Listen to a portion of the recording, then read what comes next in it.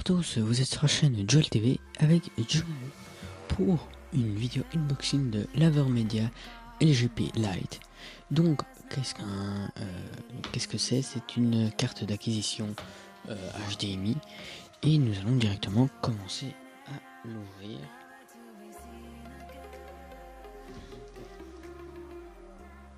Je ne veux pas allumer la boîte. Voilà. Donc on voit que c'est livré donc avec une pochette en plastique. Donc voilà. C'est dans l'ensemble assez propre comme design. Donc là ici on peut ouvrir. C'est juste que ça coince un peu. Effectivement, je ne vois pas d'autre endroit pour l'ouvrir, donc là je voudrais juste pas déchirer la boîte. Donc voilà. Donc on voit ici que nous avons d'abord un petit film plastique pour protéger, c'est toujours bien. Ici nous avons l'Avermedia, donc assez classe quand même. Nous avons un petit bouton au milieu, nous avons les deux ports HDMI, des ports jack pour la partie sonore. Et là c'est anti-dérapant, donc ça ne dérapera pas sur votre bureau ou quoi. Ici nous avons donc, la partie USB pour le brancher à l'ordinateur qui va faire l'acquisition, enfin qui va enregistrer l'acquisition. Ici nous avons le câble USB. Donc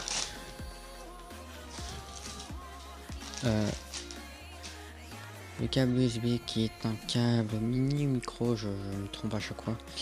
Voilà, USB classique 2.0. Donc voilà, qui va tout simplement venir se connecter ici dedans. Hop, et puis ça à votre ordinateur. Donc voilà. Après, donc là ici nous avons dans la boîte une petite mousse. Ouais, c'est une mousse quoi. Et nous avons le manuel qui est en anglais, en allemand, en français, en italien, en espagnol et en portugais, puis une autre langue que je ne sais pas distinguer. Donc le manuel, donc c'est encore ce genre de grande feuille qui donne et qui plie pour faire ça. Donc en gros à chaque fois oui on a une colonne avec la langue. Donc là ici nous avons la partie du français. Ils mettent voilà qu'est-ce contenu de l'emballage, témoin de l'aide, donc qu'est-ce que ça veut dire, le matériel, enfin comment, qu'est-ce qui est égal à quoi, et plein d'autres. Donc voilà, donc nous avons pas mal d'explications. Donc la connexion entre votre ordinateur du bureau portable par exemple. Et donc c'était tout. Donc le manuel est quand même assez propre, enfin je veux dire c'est lisible, c'est pas le genre de manuel où c'est chiant à lire.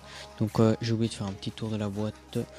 Donc voilà, il y a également écrit français, capture 1080p, justement c'est ça, c'est le seul qui, enfin dans les seuls qui capturent en 1080p 30 fps, si je vois bien ce qui est marqué.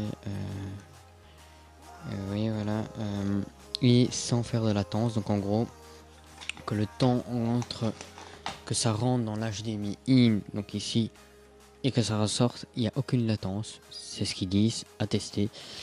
Donc voilà, les prix, c'est dans les 70 quelque chose. Je l'ai acheté sur Amazon, je l'avais vu également sur Top Achat, mais il était beaucoup plus cher et il y avait les frais de port sur Top Achat, alors qu'Amazon il y avait les frais de port gratos puisque c'était au-dessus de 50 euros.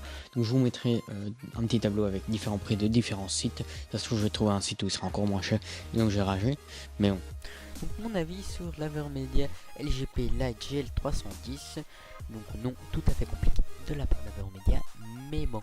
Donc ce boîtier d'acquisition pour moi est un très bon boîtier par rapport à son prix, même si il précise sur la boîte et sur leur site une configuration requise, mais qui est vraiment la configuration minimale, et même avec ça n'est pas la meilleure des configurations, parce qu'il précise par exemple pour un processeur Intel qu'il faut minimum 2 cœurs et 2,8 GHz. Moi j'ai un processeur quad-core à 2,6 GHz, mais en turbo boost il peut monter jusqu'à 2,9, et je l'ai utilisé de cette manière là, et j'avais quand même mon processeur monté souvent à 100%, donc je trouve que c'est une configuration minimale. C'est conseillé. Moi je conseillerais peut-être un quad-core 3,25 GHz, enfin au-dessus de 3 GHz. Et après pour AMD, donc il conseille un dual core toujours en 3 GHz. Ben, pour moi AMD fait des très bons processeurs, donc 3 GHz suffirait en quad core, encore une fois, au lieu de dual core qui, de toute façon dual core ça devient vraiment vieux. Maintenant on passe de plus en plus à du quad core, et je vous conseille de passer à du quad core. Et sinon au niveau de la RAM, il conseille de la 4 Go, mais moi j'ai 8 Go, et je peux vous dire ça suffit pas encore, parce que ma RAM était souvent à 80% en utilisation, et voire 100 à certains moments. Donc voilà. Après sinon il faut préciser que donc il y a disent que ce boîtier ne fait pas de retard, enfin de latence entre l'entrée HDMI et la sortie HDMI, et je précise bien ça, que c'est pas avec l'acquisition.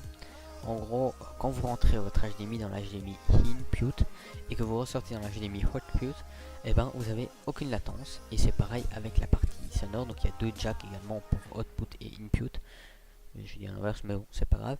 Mais au niveau donc de l'USB pour aller en acquisition, et ben là il y a quand même une latence de 5 à 10 secondes, et je trouve ça assez, disons, emmerdant. Voilà, pour être franc, parce que lorsque vous êtes par exemple en stream ou quoi, que vous avez tout simplement envie d'acquérir par exemple une console ou autre, si vous avez par exemple un boîtier un ordinateur de stream et un ordinateur pour jouer ou quoi ou autre, hein, et ben vous aurez des latents, et donc vous devrez après ça votre webcam la retarder, votre micro la retarder, musique la retarder, et ça je trouve ça assez chiant, parce que on n'a plus vraiment tout en direct, et ça retarde encore plus un stream qui est déjà retardé de 10 à 30 secondes en fonction du site que vous utilisez pour streamer. Mais donc je trouve ça, voilà, pas très bien.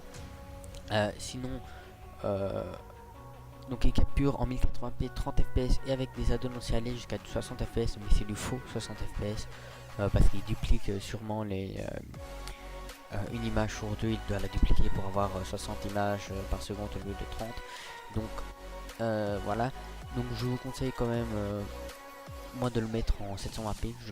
C'est comme ça que je l'ai réglé, voire 480p en fonction de votre connexion, parce que de toute façon si par exemple vous voulez streamer avec ce boîtier, ne mettez pas la qualité plus haut que ce que vous streamez, ça ne sert à rien, vous allez juste demander plus de ressources à votre ordinateur inutilement. Donc moi je l'ai mis en 480p généralement pour du stream, puisque je stream en 480p car ma connexion ne me permet pas d'aller plus haut, et en 60 ou 30 fps je sais plus exactement. De toute façon je stream qu'en 20 fps puisque ma connexion ne me permet pas d'aller plus haut. Mais sinon si j'ai testé un enregistrement avec et là je l'ai mis en 720p 60 fps, parce que je préfère ça que de la 1080p 30 fps. C'est mon avis, mais voilà, vous faites comme vous voulez. Je vous conseille moi ça. Ça veut rien dire les frottes, mais bon, soit. Voilà. Et puis je vais préciser également que donc si par exemple vous voulez capturer une PS3 qui est protégée par un HDMI HDCP, et ben vous ne pourrez pas acquérir, enfin enregistrer via le logiciel Avermedia Rec Center Control ou ce genre, parce que ça protège, donc il vous met droit de copyright tout ça. Par contre vous pouvez le faire en disant par exemple OBS, et en disant à OBS de capturer la fenêtre de Rec Center Control. Ce problème c'est que ça vous fait ces deux logiciels de capture qui consomment beaucoup plus. Et là quand je faisais ça, ma RAM est à 100%, mon proche 100% en continu, et ça fait beaucoup plus laguer qu'autre chose, et donc vous perdez des FPS. Alors que si par exemple vous utilisez un splitter, en soi c'est interdit de faire ça, mais on s'en fout très clairement. Vous pouvez utiliser un splitter, donc vous avez compris, qui permet de dupliquer en fait le signal, et donc de faire sauter la norme HDCP. Et ça c'est parce qu'en fait c'est certaines connectiques dans le câble HDMI qui font passer cette norme, et ça les enlève tout simplement. En faisant ça, donc vous pourrez alors utiliser par exemple sur OBS votre carte d'acquisition en tant que comme c'est une webcam, donc vous le mettez dans capture vidéo, je sais plus exactement le nom périphérique de capture vidéo, et là vous aurez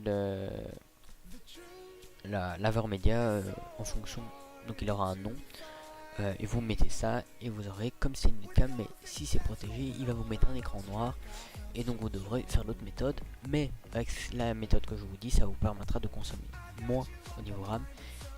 Voilà, après il y a plein d'autres consoles sur la PS4, vous pouvez aller dans les paramètres et enlever la norme HDCP, et donc ce sera beaucoup mieux.